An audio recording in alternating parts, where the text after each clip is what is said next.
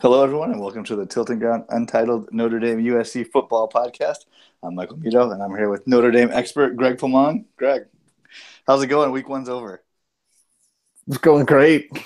Fired up, thrilled. Football's back. It is back. I missed it. I didn't realize how much I missed it until I got to watch it. Oh, I mean, I didn't realize how tired I was of talking about a stupid 4-8 team until I was like, oh my gosh, like it's a new season, like new things are happening. Thank goodness. It's great. It's great to watch people throw passes that count and run plays against teams that aren't the scout team. It's just fantastic.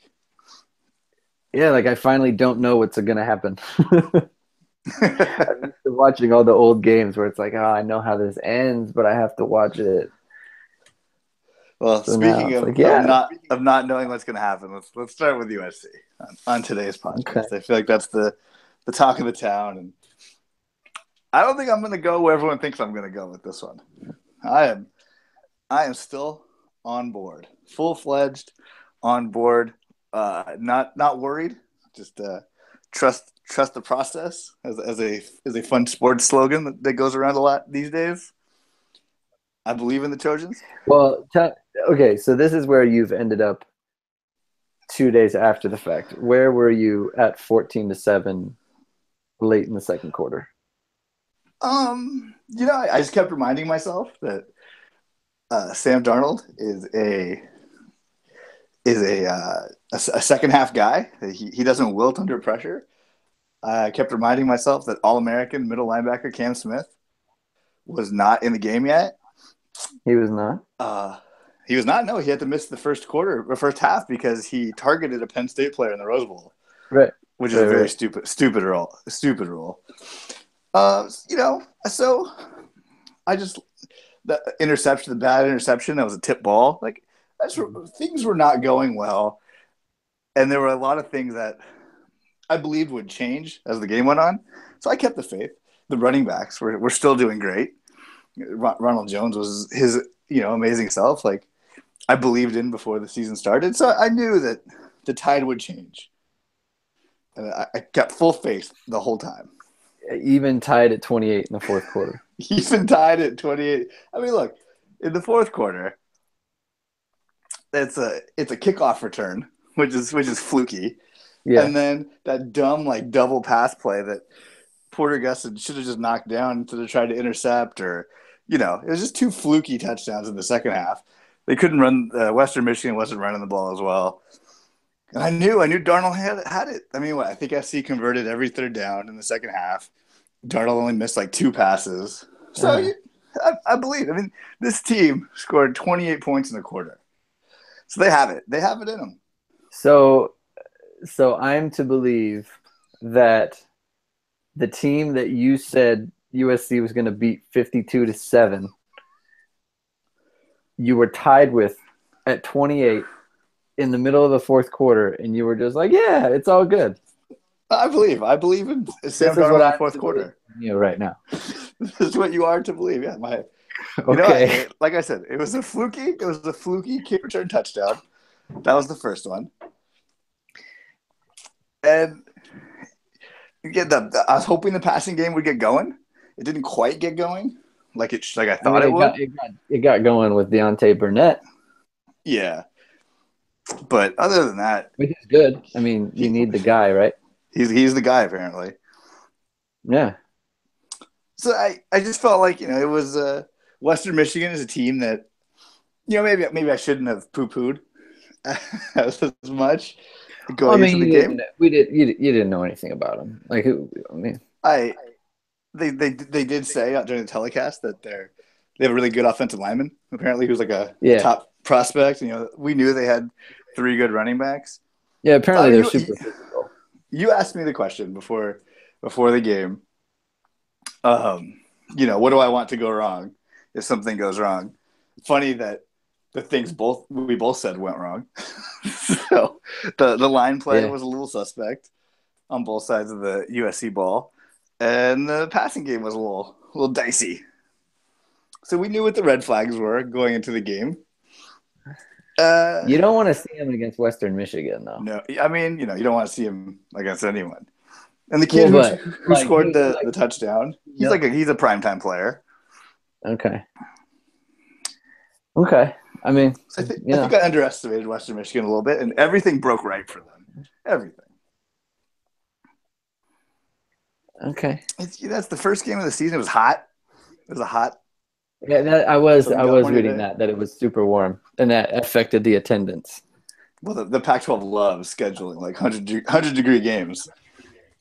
It was a smooth. Well, I don't understand. Like, just move it to the night. And it's been hot here at night anyway, but just move it to like 7:30. It's on no Pac-12 one gets the network. Pac-12 network. Anyway, yeah, like no one gets it. Like, what ratings are you not getting? Exactly. That's so it's strange. Player safety, Greg.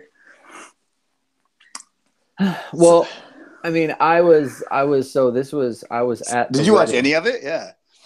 I watched it on YouTube today, a good portion of it.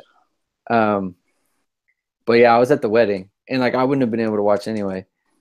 But I was just kind of checking my phone every now and then, and I saw it was 14-7, and I was like, I never was like, oh, USC is about to lose this game, cause not just that, but like I saw similar from like Ohio State. They kind of started slow. Wisconsin started slow. Like a bunch of really good teams started slow, or like highly ranked teams started slow, and then ended up blowing teams out. So I just thought that's weird. Like they didn't get off to the start that I expected. And then I looked back and it was tied at 28. And I thought, well, like I'm not gonna, like even then still like you, like I wasn't getting my hopes up, but at that point you're in harm's way. Like now, like something weird can happen and you can just kind of lose the game by accident. True. So, and then Tim was texting me like, hey, let me know. And it was 35-28 and it was 35-31. And then the next thing I looked, it was like 49-31. I was like, oh, okay, well, that's over with. Yeah, I mean, the nice thing is I don't think a lot of teams can score 28 points in a quarter. So having that ability is great. Well, the pick six helps. Hopefully you don't rely on that. Hey, how's your guy, Marvell Tells III? That was my dude. Yeah. Number 7. Sevens are wild. I'm still taking him if we're still doing that. I'd like to have him. So yeah, the play calling was a little dodgy. I know Sam Darnold is the golden boy, but when you have Ronald Jones, just busting out big runs left and right, what do you have, like 170 yards with 3 touchdowns? Like he's the real deal. He's running over people, running around people, running through people. So he was outrunning people who like I saw. I think it was the first touchdown. The first touchdown they had, he gets the ball in the middle linebacker for Western Michigan, like he's just unblocked, like they didn't touch him, and Ronald Jones just outruns him. Like he pursues him and he makes a diving attempt. I don't think he touched him. And it's just like, that's the thing. I mean, they're not blocking the middle linebacker I mean, it's kind of an outside zone play, but still, like, the middle linebacker should be able to at least touch the guy, if he breaks a tackle, but he didn't even get close to him. So, I mean, that's just kind of that just kind of illustrates like the difference between the two teams. Yeah. I guess he's got a guy who's like, you're not even blocking people and he's just going untouched for touchdowns. It's great. It's great to see that. He's the real deal. And your boy Stephen Carr, man. And then the freshman, the true freshman. I'm so tired. I'm so tired of USC just churning out these freaking stars. My goodness. I thought during the spring that he wasn't really going to be as good as people were saying. It was just kind of one of those things to talk about, just to keep the stories coming on the blogs and stuff. Yeah. And that he comes out and it's just incredible. Lights out. He's legit. Like he is. He put a crazy move on a safety for his long touchdown run. And he can catch out of the backfield. Like I think he might have been the third leading receiver on the day. Mm. He had like 99 all-purpose yards. Just a day for the true freshman. Yeah. That was great. So on the defense, things could have gone a little better at first. So what was like the thing where you were like, okay, this is a problem? Like, at what point do you like, okay, I've seen enough of something that I feel like like it's not just this game thing. You know what I wanted to do actually is I wanted to go back and watch the Rose Bowl because it was so long ago and I just remember the fun fourth quarter that I don't really remember what the defense looked like because I hate the two defensive linemen and like I don't want to get too inside baseball, but they were doing it all last year, and I know they don't have a lot of defensive linemen, but you know Western Michigan is not throwing. And Cam Smith's not playing. So it's like, come on, guys. Like, just put another defensive lineman in there. Like, what's the worst that happens? They just get manhandled left and right. I don't like it. I don't like it. They did it last year. They do it way too much. I get it. You want to be fast and athletic. But if the other team's being physical, you may have to physical it up. You're USC. You should have physical players. Right. So I hate the two-man defensive line. Or two true defensive linemen, I guess. Yeah. Because the linebackers play on the line, or it's like a 2-4, a 2-4-5. So it's two real defensive linemen, 4 linebackers, and 5 defensive backs. I mean, throw another linebacker out there. I don't know. I just hate the two defensive linemen. It makes me really mad because Western Michigan's just running. Like that's all they can do. They're Western Michigan. They can't throw against USC. I wonder if it's a stubbornness. I think that's part of it. I think Clancy Pendergrass. You don't want to like have to adjust to what Western Michigan's doing. You know what I mean? Like it's one thing if you're going against Stanford and it's like, okay, we have to bring in like a bigger player, but it's like Western Michigan, like we're not. It's like in basketball when it's like the better team doesn't want to alter their lineup for the lesser team, even though it's like the lesser team's going small. Like you might want to bring in some small players. Yeah. I wonder if it was a little bit of that. And if the offense is firing, like it's probably not a big deal because then Western Michigan has to go a little faster. They have to pick the tempo up. But when the offense is having a tough day, bail them out. Just get some 3 and outs. Mm-hmm. That's the one thing I don't like. And maybe I think last year they kind of saved some of the more intricate stuff for later in the season, but. This is the team. These are the guys that are supposed to, not have a challenge until Washington State. So, let's do it. Let's run the real defense. Let's not play safe. Well, they got Stanford next week, right? I know. And you can't run a 2 true defensive line team, line against Stanford. They're not going to be able to do that. Stanford's going to trot out, like 9 offensive linemen, a quarterback, and a running back. Mm-hmm. Just run the whole time. Like no one wants to see that. So I assume there's something in the works, and Cam Smith will be there the whole time against Stanford, so that'll probably help a little bit too. Mm-hmm. But yeah, that's the one thing I really didn't like. Amon Marshall got his weekly pass interference call. In case you missed it, there it is. On Western Michigan's first touchdown drive, Jack Jones got a pass interference call that helped things out a little bit. It looked. What number is he? He's 25 now. Got it. Okay. So good USC players there's 2 number 25s, there's 2 number 7s, there's another good player that shares a number with somebody else. But for sure, it's two good number 7s and 2 good number 25s. So Jack Jones got outrun on the kickoff return then. Well, he more got turned around. Well, no, he got turned around, but the guy, I mean... Yeah, the guy ran right past him. He's chasing him down, and he wasn't able to swoop him up. I mean, and look, it's hard when you're running with the ball. Like, you don't want to have to carry something in your arms when you're trying to race somebody. Well, we all know how I feel about Jack Jones. We do. So let's hope that's the last time we see him hoofing after somebody on a kickoff. And I assume it's Jack Jones. Is like you were saying earlier that he wanted to play offense this year. Well, not when he shares a number with Ronald Jones. I hate I don't know if Notre Dame does it because I was actually going to talk about this. Was I hate the first day because I don't know everyone's number. It takes me a while to learn everyone's numbers, and especially when they switch, like Jack Jones did. Like I don't even really, honestly, I assume it was Jack Jones because I know it's not Ronald Jones on kickoff. Yeah. So, but I remember like when Joe McKnight used to play all kinds of stuff, he'd have to change numbers like during the game.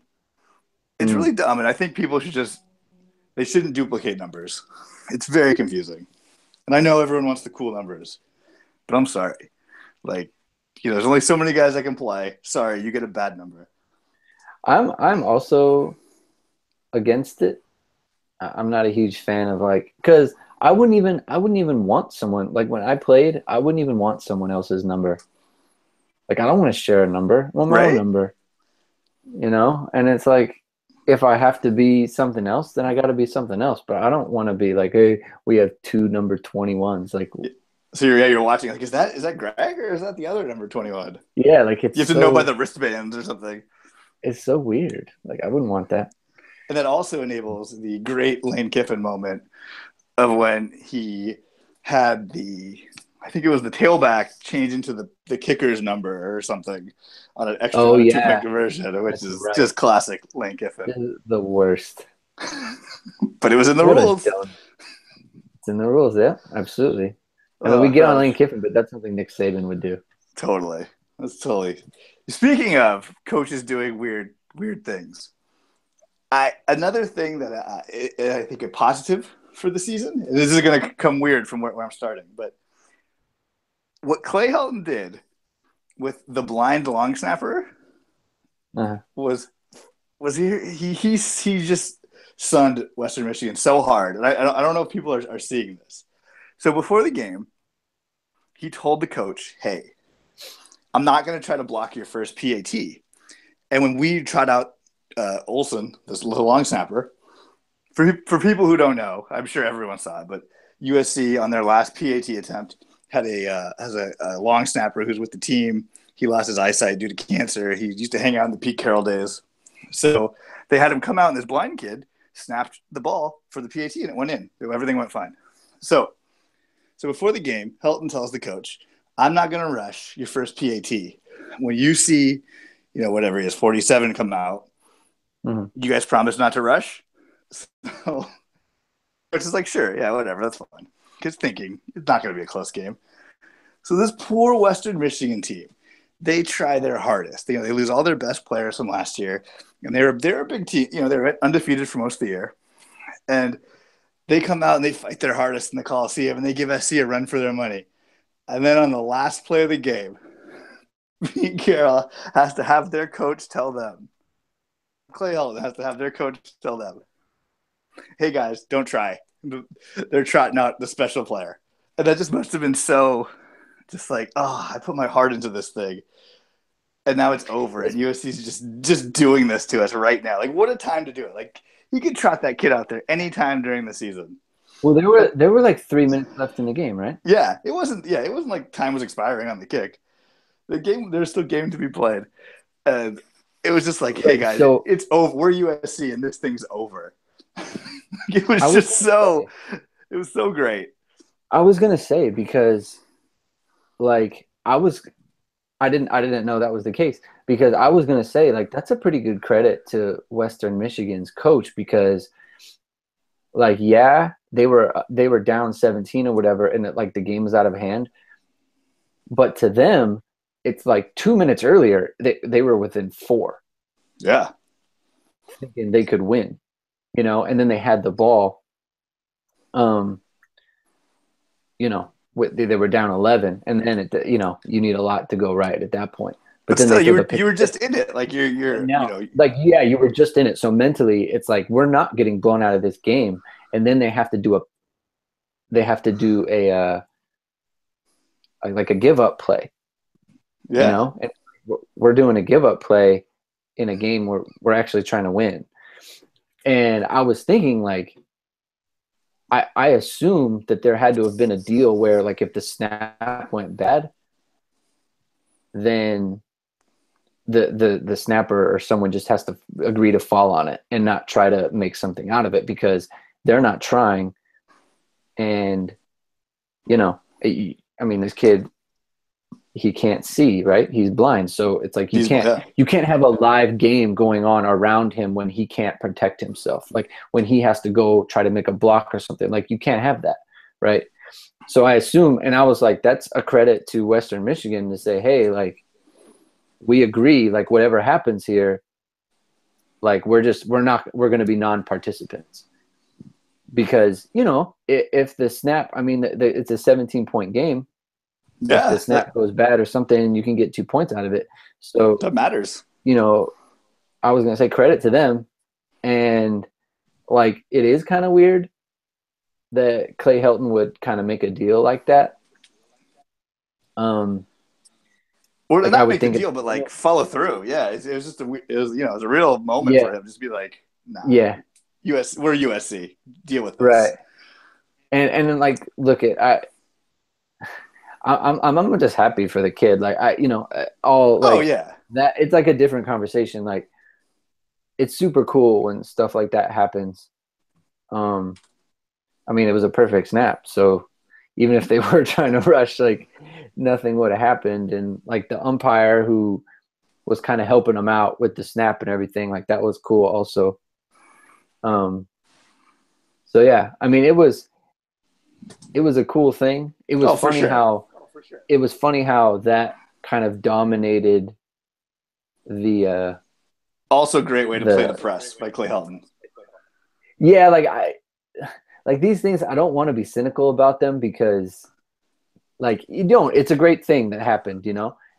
And it's a lot cooler than, you know, anything that has to do with like a football game because this is like a real life thing for this kid.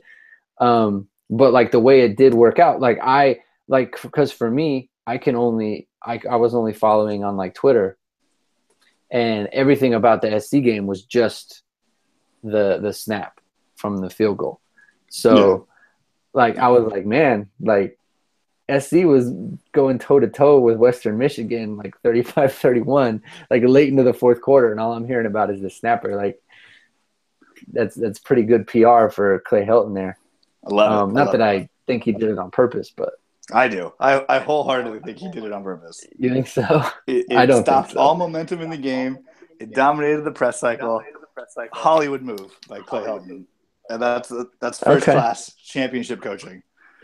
Okay. Well, that's I'm in on it. That's your coach. I'm not going to put it on him.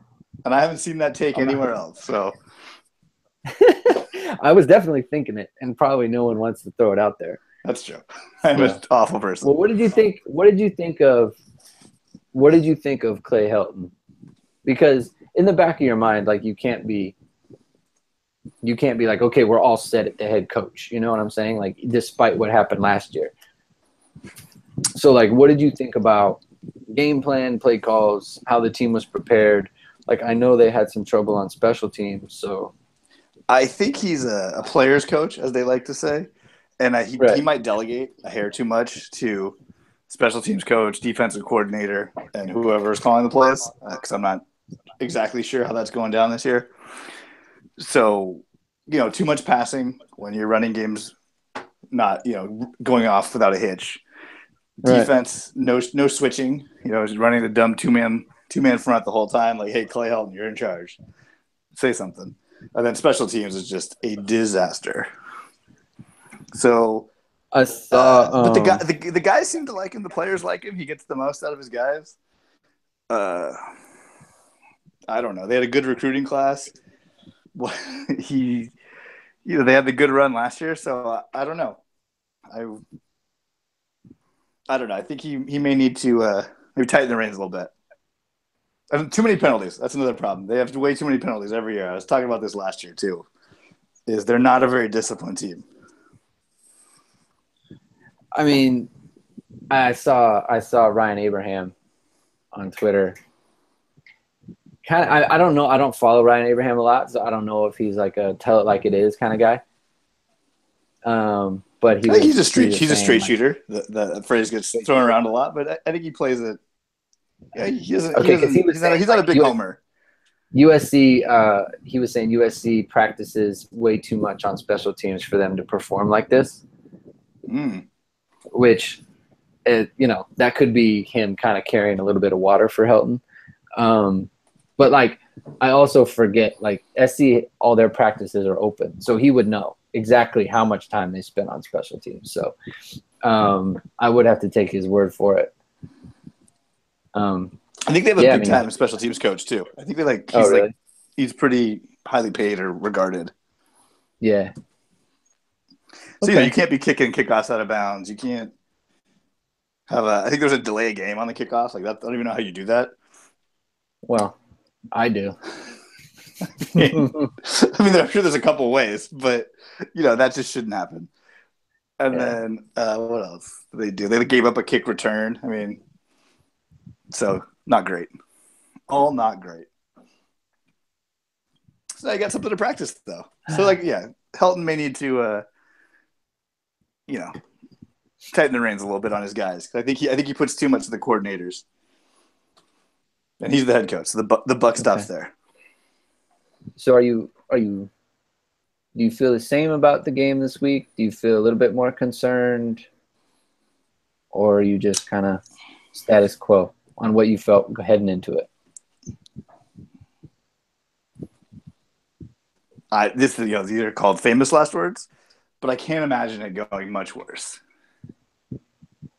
Okay. I just can't imagine, the defense playing as bad as they did. I can't imagine them giving up some fluky long touchdowns, though. But the first half, I can't imagine that.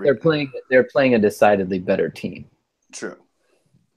I can't imagine the receivers being so bad, just dropping balls and just not being open. I can't imagine the running backs being just as good. Okay. So I think I'm about the same. I'm at the same place, if not a little more positive going into the game. Hoping one of the young receivers steps up, not named Deontay Burnett, who's doing just fine. So you feel better about the Stanford game after? I just think it can't go this bad again. And even though it went kind of bad, they still rallied. They still scored a lot of points in one quarter. They pretty much shut Western Michigan down in the second half, minus the two really big plays. So, yeah, I'm feeling okay. They took a shot. They took a shot and they stayed on their feet. They a boxing term. Do you think that they are capable of putting up 49 points against Stanford? Yes. Do you think they could put up 49 on Stanford? Because I think Ronald Jones can do probably whatever he wants to almost any team. Stephen Carr, Akasedrick Ware, and the other guy, Malapie, they're just as good. I think that there will be a passing touchdown in next week, which is a bonus. That would be good for the high. And then the defenses will be better. So yeah, I think the running game was always going to be good, and then the passing game can only be better. So yes, I believe in the scoring power of the USC Trojans. The game is at USC, correct? Correct. If I remember their schedule. It is at USC, yes. Okay. Well, you're confident. That's good. What's the line? I don't know off the top of my head. I didn't look. I was trying to not go too deep on the preview. Just a lot going on for the Trojans. Let's see. Is he even up yet? It is Monday. Anyways, I don't know. I've seen the Notre Dame line. Ooh. So, yeah. I think it's 7. No, it came in. They were a slight favorite. USC was a slight favorite, but this says 7, so that means it moved up for USC. So that's good. I think it was like 5.5 when it opened, and now they're at 7. Wow, that's interesting. Stanford's ranked 14th. In USC 4. Yeah. Now I don't know if the coach's poll has been updated yet since it's a holiday. All right. Well, it doesn't matter. So let's call it. So it's 7. All right, where do you fall on that? We were supposed to do it first, by the way. You changed the rules. I did change the rules. I'm sorry. It's okay. I got to keep everyone guessing, even my partner. It's a cover. It's a USC cover.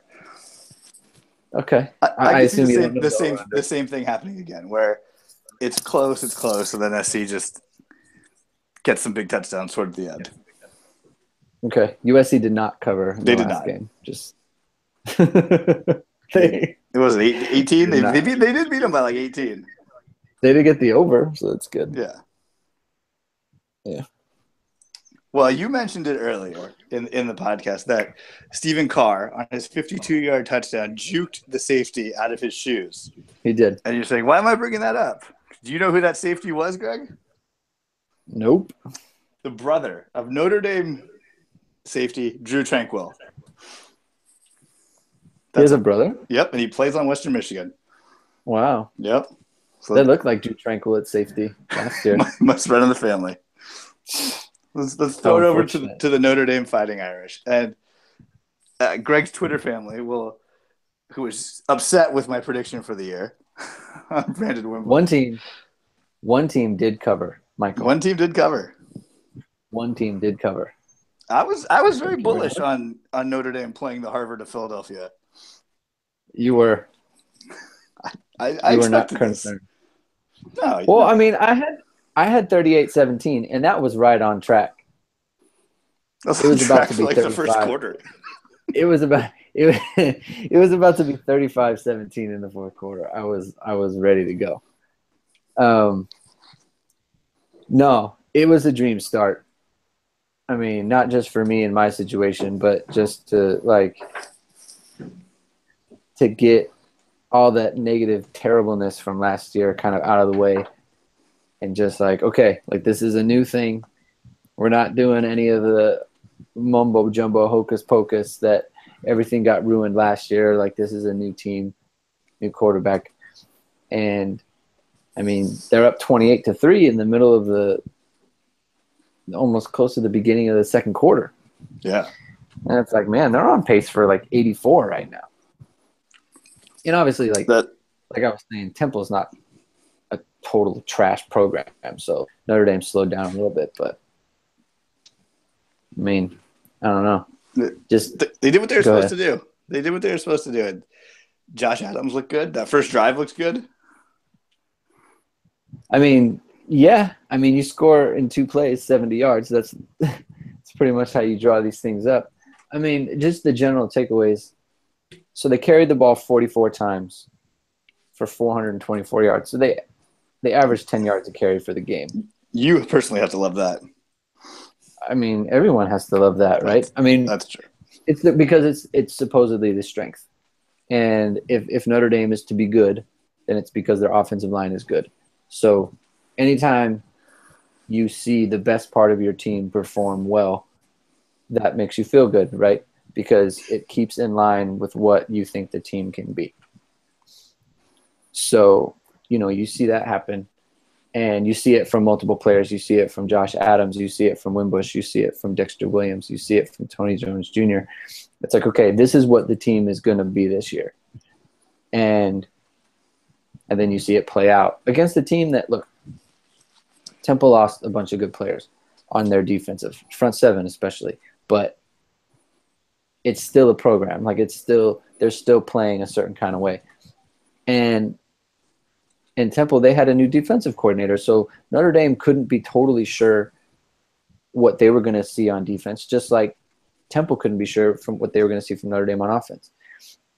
And you had to know, Temple has to be thinking, we need to find a way to stop the run in this game. And it's a solid defensive team, and they got run over.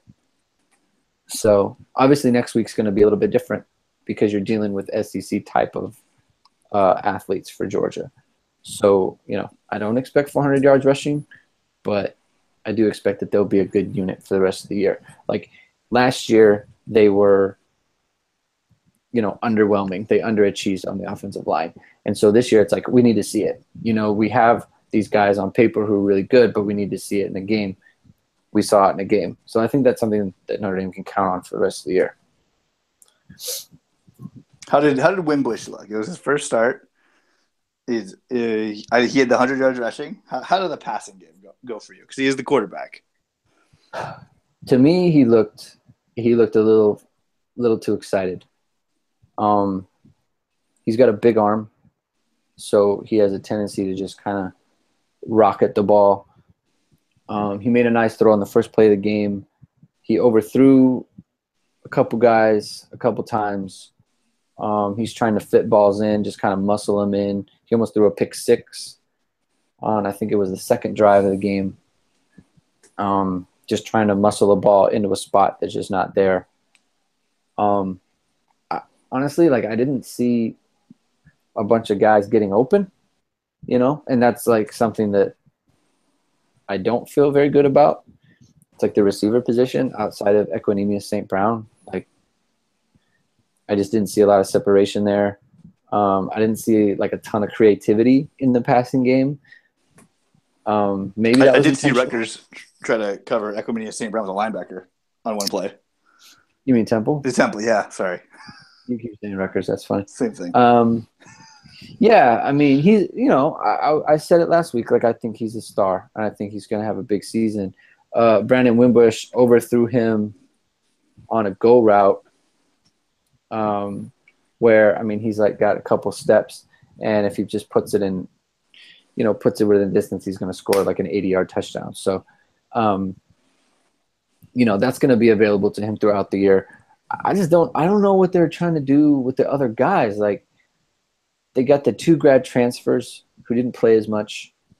They didn't get a ton of opportunities. Like, all the receivers combined, outside of St. Brown, they combined for 7 catches for 50 yards and about 4 drops. And I include Alize Mack in that, who they feature. And I'm not really sure why they feature him so much. Like, he hasn't really proven to be this matchup nightmare that we keep hearing about. Like, we keep hearing about, if he splits out against a linebacker or something, he's going to take advantage of that, or a safety.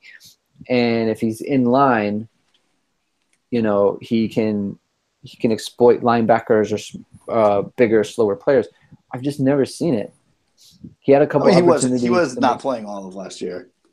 He wasn't playing last year, but he played as a freshman, and it's like, we're featuring him. Like, he's a featured player on this team. And why is he getting this attention when you have a guy like Chase Claypool, who's just sitting behind St. Brown at receiver, who is like, he's also a big guy, more athletic, and we've actually seen him make plays in traffic, which we haven't seen Mac do yet. So, I mean, maybe it's coming. Maybe he needed to take the rust off or whatever. I mean, this seems like USC's game plan, where it's pretty vanilla. Only one receiver, only the true proven receiver performing. Now, see, to me, like, I mean, players make plays. Like, just go out there and make plays, man. Like, you're in position to do it, so then do it. So, so the receivers, not super fired up with that. Wimbush, like, running the ball, he's pretty dynamic when he's got the ball and he's in the open field. I need him to get down, because he took way too many hits. Like, for a guy his size, like, he's not big enough. He's not going to last. I mean, he got hit in the double digits on Saturday, and he's just not going to hold up over the course of a season if that's going to happen. He's going to get concussion. He's going to get banged up or something like that. I did notice on his first touchdown, what's his name? Quentin Nelson's just holding the Temple player like crazy. Man, there's holding on every play. There's holding on every play. I wish the USC offensive line would hold a little more. All in all, the good thing is, and the thing that this offense does is they make you commit players to take away things. So, like Notre Dame, they can, when they're running outside, like they run an inside zone or an inside zone read, and Wimbush can tuck it or he can give it up. Well, you have to commit safeties to the outside because they can throw a screen out there. So you have to have someone out there who's taking care of that. You have to have someone for outside force because Wimbush can pull it. So you always have to have someone available to take care of that, if not just 1, 2 people. So that means that if the line blocks it right, they give the ball to Adams, and if he can get through the line, well, then there's no one left. And as we saw. We saw it a couple of times.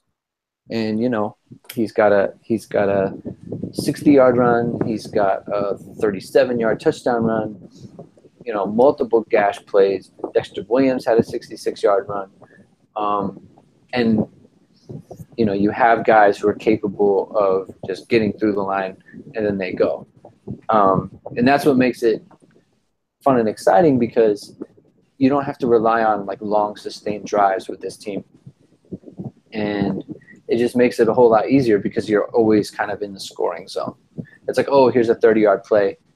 You know, now we go from the 40 to the 30. And, you know, now we're ready to go. So it's just, it's a fun offense. I feel like they're going to put up points. Like last week I said 38. And I predicted Yoon would miss a couple of field goals, if I remember correctly. Now, they were better in the red zone than I predicted. They were 6 of 6, and the field goals he missed were outside, but Notre Dame was constantly moving the ball. They only had a couple of drives where they were just kind of stymied. So this is an offense. Like, they're going to move the ball, and they're going to have chunk plays, and they're going to put up, you know, probably around 30, 35 points a game. Well, how about the defense? The defense are they hanging in there? I saw star recruit Dalen Hayes get a sack, and he did Jalen Smith's dance. He did. I'm super fired up for the Jalen Smith dance. I am all in on every single one of them doing the Jalen Smith because A, it pays homage to their friend who gave up his body for Notre Dame. And B, it's like a tradition kind of thing. Like I was actually watching Notre Dame press conference after game interviews. Carry on the leg. I do my homework, and the Jalen Smith sack dance was sanctioned by Jalen Smith. He told them that it was okay if they did it. Of course, man. I'm just saying, you know, just letting the people know. Friendship. He wanted Dalen. He said, "Dalen Hayes, take my number, do my dance." I would be honored. That's awesome. I mean, of course he said. Jalen's an awesome person. So first, the good news. I thought Dalen Hayes, Jay Hayes, and the rest of the defensive ends played really well. You know, Julian Aquara got a sack. Dalen Hayes made a couple tackles for loss and was just generally active. Like he broke up a pass. He almost had a nice little pick. He looked good. And the interior line, Jerry Tillery, Jonathan Bonner, and the 2 freshmen from Brandon Tiasa, they didn't play like great and they weren't dominant, but I was happy to see that they were able to rotate so many people. That basically just tells me that they have a plan to sustain whatever they're going to be on the defensive line throughout the year. And I imagine that the freshmen, Heinisch and Tagovailoa Mosa, like they're going to break down throughout the year because that's just how it works. The freshmen are going to break down. But all the snaps that they're taking now, or like early in the season, like the first 5 or 6 weeks, that's going to pay off later for Tillery and Bonner because they're going to have to play more snaps later in the year. And since they're not logging as many plays now, like they're going to be fresher and they're going to be able to do it. So that was a concern of mine going in. You know, I had Notre Dame 9-3 and losing a couple of games at the end. You know, maybe they're able to hang on in a game that I felt like they would kind of drop later in the year. So that was good. I really I just like the effort, you know. And like, look, when you have a group that's playing hard and doing what they're supposed to do, then just generally good things are happening. The downside is I really did not like what I saw from Niles Morgan. Oh.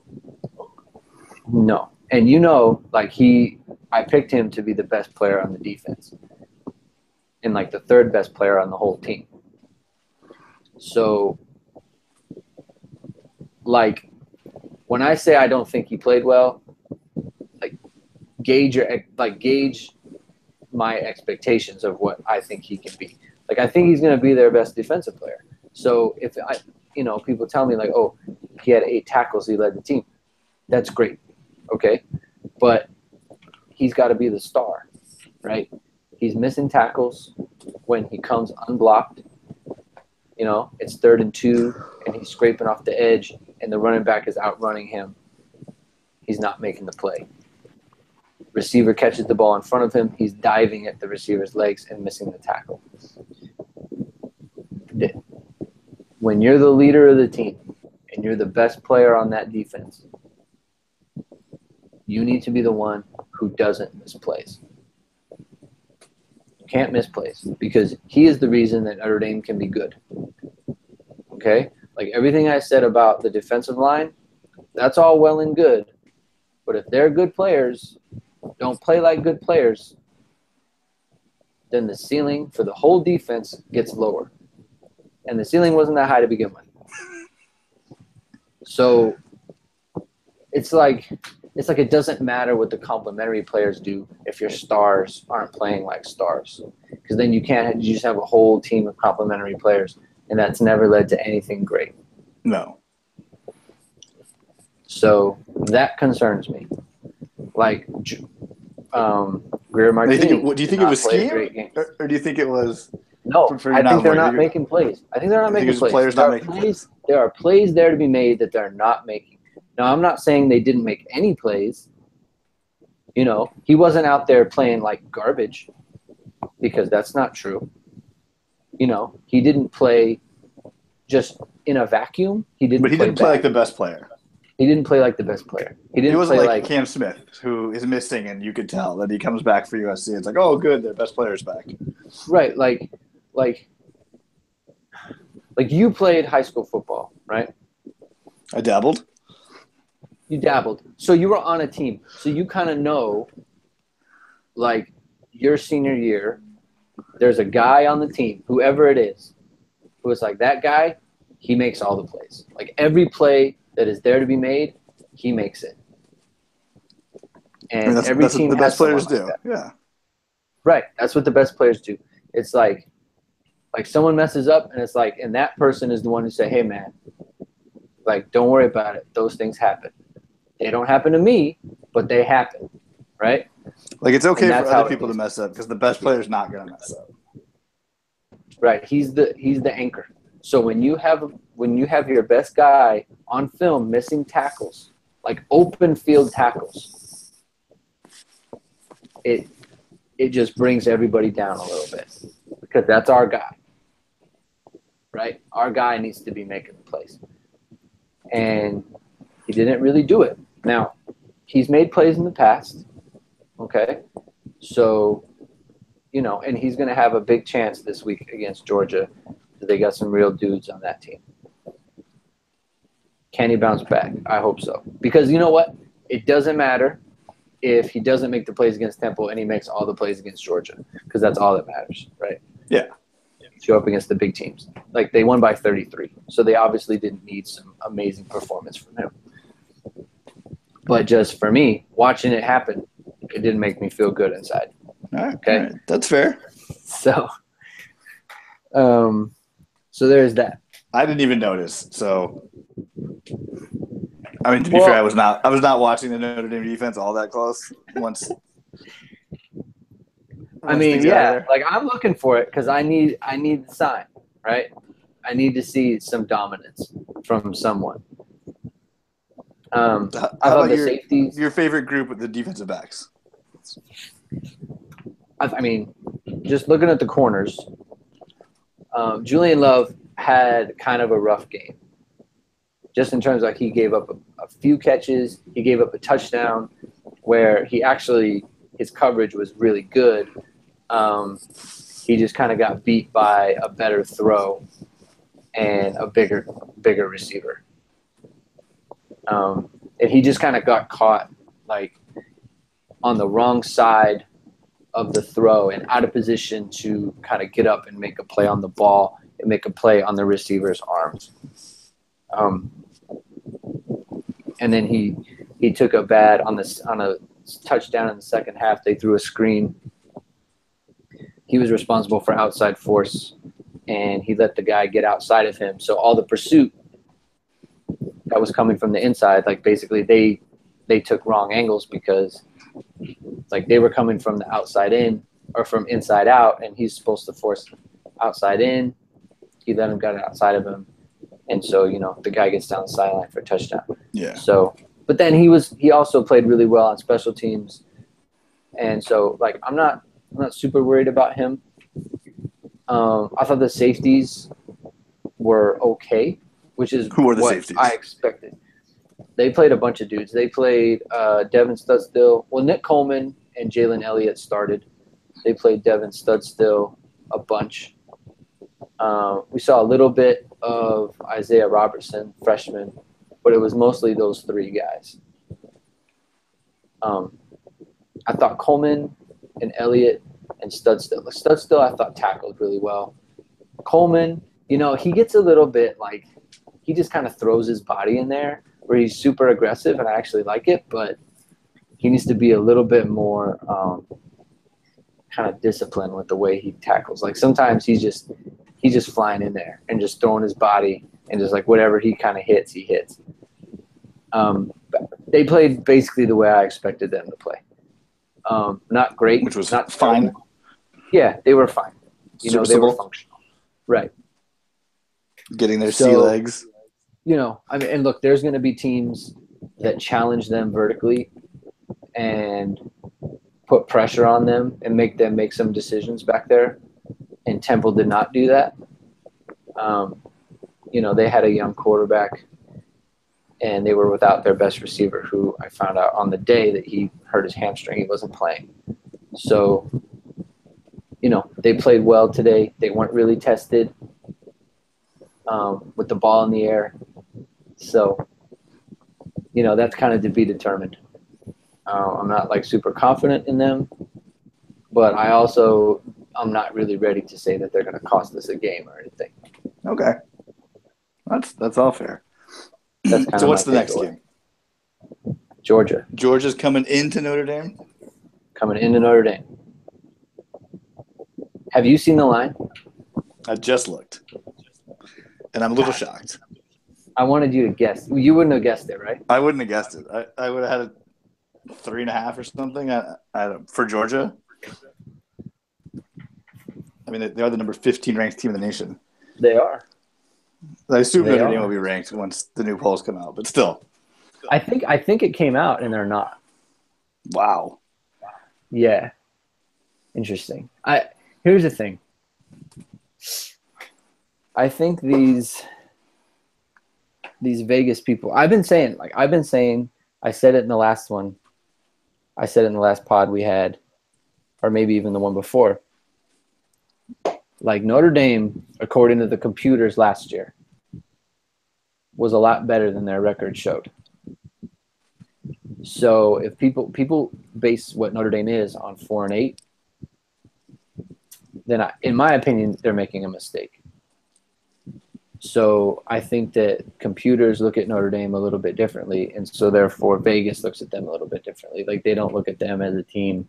Like they look at them as like a 30th ranked team last year who made improvements, a bunch of improvements this year.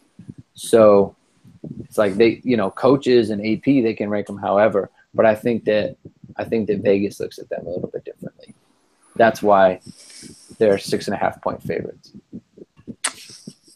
I think Notre Dame might be a public team that gets a lot of action on them, so they got to bump lines up regardless.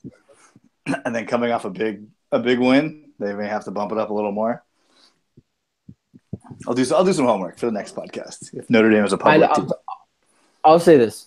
Well, I'm sure they are. I mean, because I remember in 2011,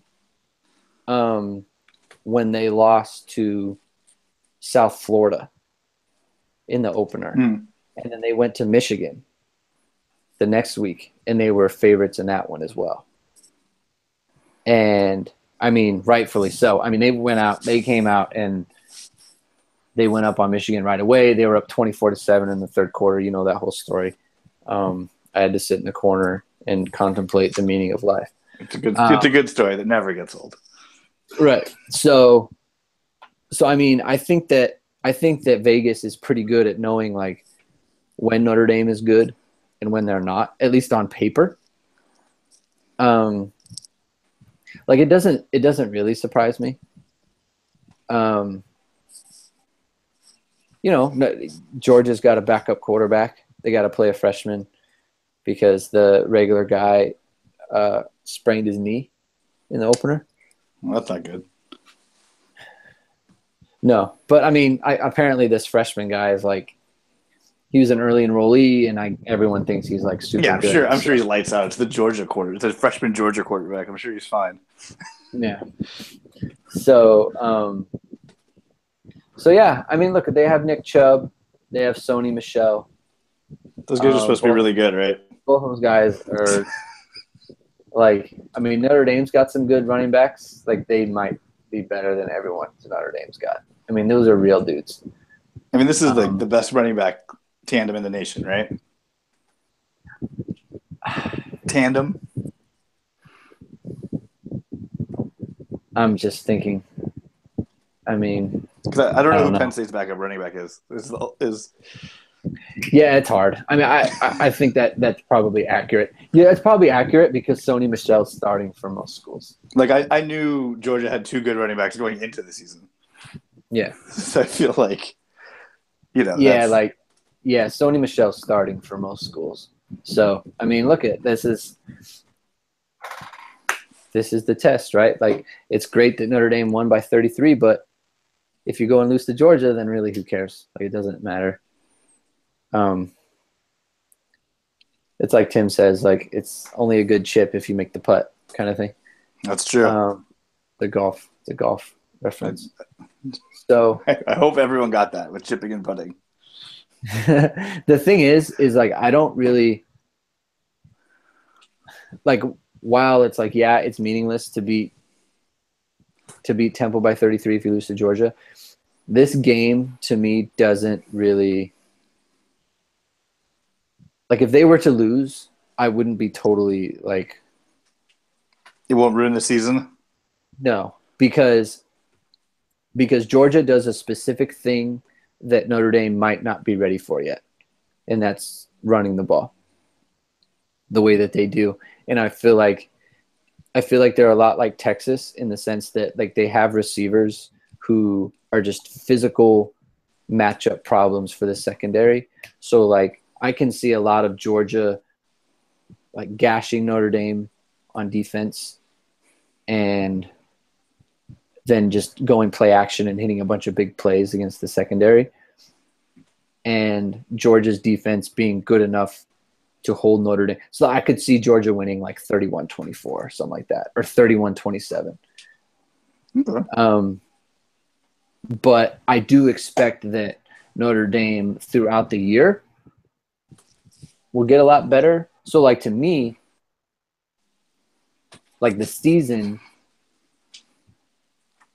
would come down to like the USC week. It's like, what type of team are you really going to be? Like, are you going to – because I think by that point, the defense will be sunk in. The secondary will be, seasoned enough. They will have played enough. They won't be really green anymore. I feel like the receiver situation will be figured out. I feel like Wimbush will be, settled into his who he starting is. Quarterback. I feel like that'll be the best team that Notre Dame puts out there against USC, barring injury. Well, I don't feel like I don't like this is the freshest Notre Dame will be against Georgia, but this won't be the team that kind of takes the field against USC, I guess. Okay. So that's a fair assessment. Yeah, that's what I'm going with. I think that might be a little bit of like rationalization and kind of hedging on my part. I mean, Georgia's good.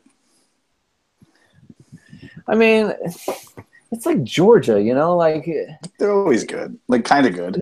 they're good, like they're good, but it's like, are we going to be the team that exploits the fact that Georgia always kind of blows things? Like I want it to be us that exploits that, like not someone else. Okay. Because it's going to happen. Georgia is going to mess it up at some point in the season. Yeah. Let's hope it's week 2 for you. Plus, like, it's a really big recruiting weekend, and Notre Dame's in on a bunch of guys from Georgia. So, like, if Notre Dame could kind of show them what they do. Yeah, just kind of like, yeah, Georgia, that was fun kind of thing. I'd really enjoy that. Okay. So, well, all right. I think that's good. I picked victory just before the year, so I predict victory this year. I picked loss before the year. I will stick with loss. Yeah, I'm going victory. I say the score that I predicted flip. I say Notre Dame 31-24, 31-27. That's what I'm going with. So they don't cover. Well, on the one end they do, on the other one they don't. It'll be right around the spread. Yeah. I will grab those points and assume that Georgia wins. Though I hate rooting for SEC teams. That's a personal thing. Apparently not that. Not that much. I also hate rooting for Notre Dame. So, all right. Well, let's get out of here. Greg, I'm sure we'll have many articles on uhnd.com. I got an article coming out tomorrow. He will prep you for the Georgia game. He'll tell you what happened against Temple. That's right. Follow him on Twitter. I saw some people did some ats for Greg on Twitter. I was checking in just to make sure. That makes me happy. I like to mix it up. Yeah. As they were calling me out for being crazy. Thank you, Notre Dame people. Appreciate it. I check my ads too. Sense of we didn't do a mailbag question. The holiday weekend threw me off. I promise, listeners, next week I will check the mailbag and get a good one. Okay. So on that note, the new all podcasts are on tiltingground.com. We are wherever you could find podcasts: Stitcher, iTunes, whoever you use, Overcast.com. I don't know. Pod Station, something or other. It's all there. We're on all the things. You type this in, you'll find us. That's right. I think that's all the good stuff. And we will be back as always. And fight on. Go Irish.